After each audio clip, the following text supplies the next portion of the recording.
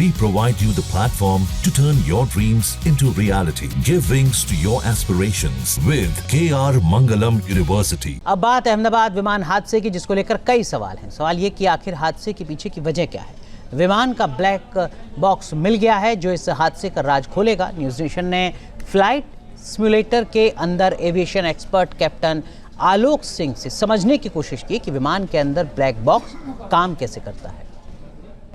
अहमदाबाद में air India की flight 171 crash हो गई, जिसके बाद जांच लगातार जारी है। आपको बताएं कि इस मामले में अब उस फ्लाइट से ब्लैक बॉक्स जो है वो बरामद कर लिया गया है। ब्लैक बॉक्स में कॉकपिट वॉइस रिकॉर्ड होता है और फ्लाइट का डेटा जो है वो रिकॉर्ड किया जाता है। इस वक्त हम एक फ़्लाइट सिमुलेटर के कॉकपिट में बैठे हुए हैं। हमारे साथ कैप्टन आलोक सिंह हैं।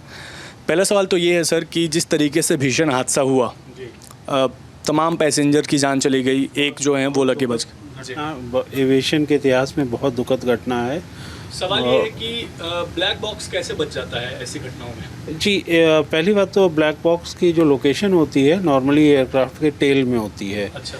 और क्योंकि अगर एयरक्राफ्ट का इम्पैक्ट होता है तो लीस्ट इम्पैक्ट टेल पे होता है। और दूसरा, ब्लैक बॉक्स का स्ट्रक्चर इस तरीके से बनाया जाता है कि वो उसमें क्षमता होती है एक एक्सप्लोजन तक को विथस्टैंड करने की, ताकि वो उसमें उसके अंदर जितनी भी रिकॉर्डिंग है, जितने भी पैरामीटर्स रिकॉर्डेड हैं, वो सेफ रहें।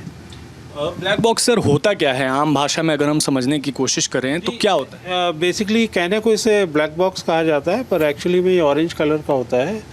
और इसमें एक तो कॉकपिट वॉइस रिकॉर्डर होता है जो कि कॉकपिट में जितनी भी बातचीत हुई उसको रिकॉर्ड रखता है। जैसे अगर मान लीजिए हम लोग कॉकपिट में बात कर रहे हैं, ब्लैक बॉक्स में रिकॉर्ड हो। जी, बिल्कुल। ब्लैक बॉक्स के अंदर सारी चीज़ें रिकॉर्डेड होती हैं। और उसके अलावा उसके अंदर एक और बॉक्स होता है सेपरेट, जिसको कि बोला जाता है DFDR, digital flight data recorder. उसमें एयरक्राफ्ट के 200 से ज़्यादा पैरामीटर्स रिकॉर्ड होते हैं। तो फॉर एग्जांपल अगर मैं थ्रस्ट लीवर्स को अगर इतना भी मूव कर रहा हूँ तो वो उसके अंदर रिकॉर्ड हो जाता है। कोई भी स्विच मैं ऑपरेट कर रहा हूँ उसमें रिकॉर्ड हो रहा है। ना सिर्फ ये, एयरक्राफ्ट का पिच कितना है, किस समय पे कितना था, एयरक्राफ्ट का बैंक कितना था, और एयरक्राफ्ट की स्पीड कितनी थी, गति कितनी थी, ये सारे पैरामीटर्स उसमें रिकॉर्ड होते हैं। उसके अलावा इंजन के भी सारे पैरामीटर्स रिकॉर्ड होते हैं। तो एक दफ़े अब चूँकि ब्लैक बॉक्स की रिकवरी हो गई है तो हम आशा करते हैं कि सारा डेटा हमें मिल जाएगा और हम किसी कंक्लूजन पे पहुंच सकेंगे कि क्या हुआ था। लेकिन सर एक और सवाल है कि क्या 100% यानी 100% विश्वसनीय होता है ब्लैक बॉक्स? जी, ब्लैक बॉक्स का डेटा तो 100% विश्वसनीय होता है, क्योंकि उसमें किसी तरीके की गड़बड़ी नहीं की जा सकती है। लेकिन ब्लैक बॉक्स हमें ये नहीं बताता है कि गलती किसने की, कैसे करी। ब्लैक बॉक्स सिर्फ हमें पैरामीटर्स बताता है। जो इन्वेस्टिगेटिंग एजेंसीज होती हैं वो जो उनको डेटा मिलता है उसके बेस पे वो किसी नतीजे पे पहुंचते हैं कि क्या हुआ हो सकता है। Black box black and white में नहीं बताएगा क्या, वो सिर्फ ये बताता है कि क्या क्या घटित हुआ है। बाकी किसी नतीजे पे पहुंचना ये एजेंसीज का काम है। कैप्टन आलोक, मैं आपसे ये बोलूँगा कि एक बार जो DGCA ने तमाम जो नए कड़े जो निर्देश जारी किए हैं, खासकर बोइंग विमानों के लिए, कि बोइंग विमान में अब जांच जो है वो और कड़े तरीके से किए जाएंगे। यहाँ पर सर फ्लाइट सिमुलेटर है, इसके बारे में थोड़ा बता दीजिए किस तरीके से फ्यूल मॉनिटरिंग से लेकर कॉकपिट एयर प्रेशर तक जो है वो किस तरीके से जाँच किए जाएंगे? जी, ये सारे जो नए गाइडलाइंस इशू किए गए हैं पैसेंजर्स की, एयरक्राफ्ट की सेफ्टी के लिए हैं।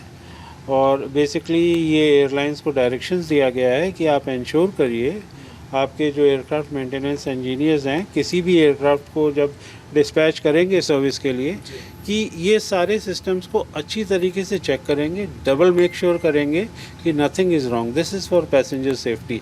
अगर आप देख सकते हैं, फॉर एग्जांपल ये हमारा इंजन पैरामीटर्स हैं। और अगर हम जाते हैं हाइड्रोलिक पेज पे तो ये हमारे सारे हाइड्रोलिक पंप्स हैं।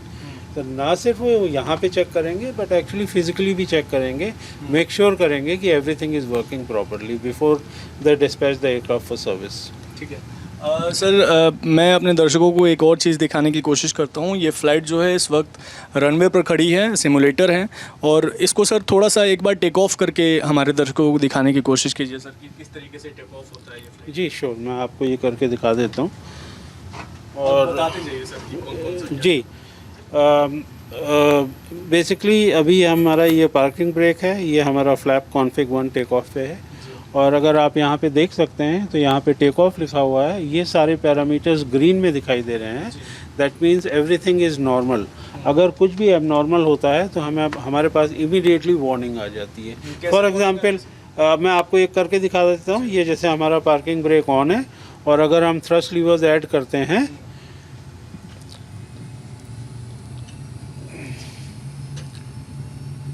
ये देखिए इस तरीके से वार्निंग आ जाएगी कि आपका पार्किंग ब्रेक ऑन है। तो हमारे यहाँ पर किस तरीके से ये वार्निंग की लाइट जो है, विजुअल वार्निंग भी आती है, ये सामने रेड वार्निंग भी आती है।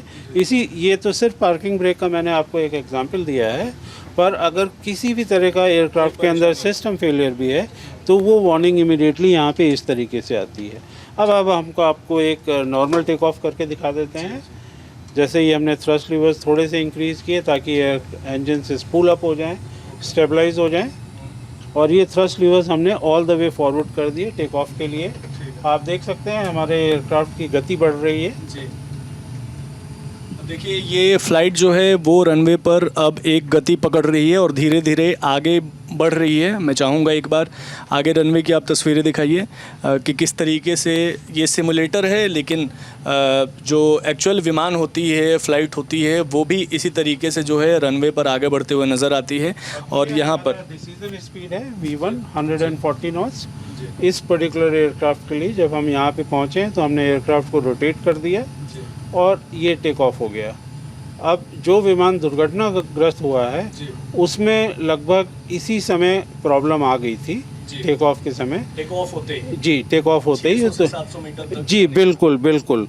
तो पायलट ऊंचाई पर अभी अब हम 900 फीट पे पहुंच गए हैं। यहाँ पर जो है आप देख सकते हैं ये ऊंचाई बता रही है फ्लाइट की। जी तो इसी जैसे कि मैंने बताया अब तो हम 1200 फीट पे आ चुके हैं, लेकिन उनको प्रॉब्लम टेक ऑफ होते ही आ गई थी। और कितने मीटर के जाने के बाद सर ये ऑटो पायलट मोड पर आ जाता है? हम इसको 100 फीट के ऊपर एंगेज कर सकते हैं, पर नॉर्मली पायलट अपनी सहूलियत के हिसाब से करते हैं।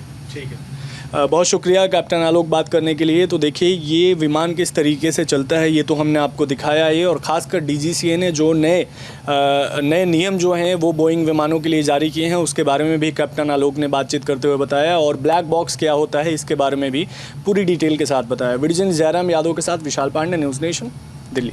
जहाँ भक्ति है हर शब्द में, कथाओं में छुपे हैं दिव्य रहस्य, और ज्योतिष देता है जीवन को दिशा। धर्म से जुड़ी हर बातों को जानने के लिए हमारे चैनल स्तुति को सब्सक्राइब करें। चैनल पर जाने के लिए इस लिंक पर क्लिक करें।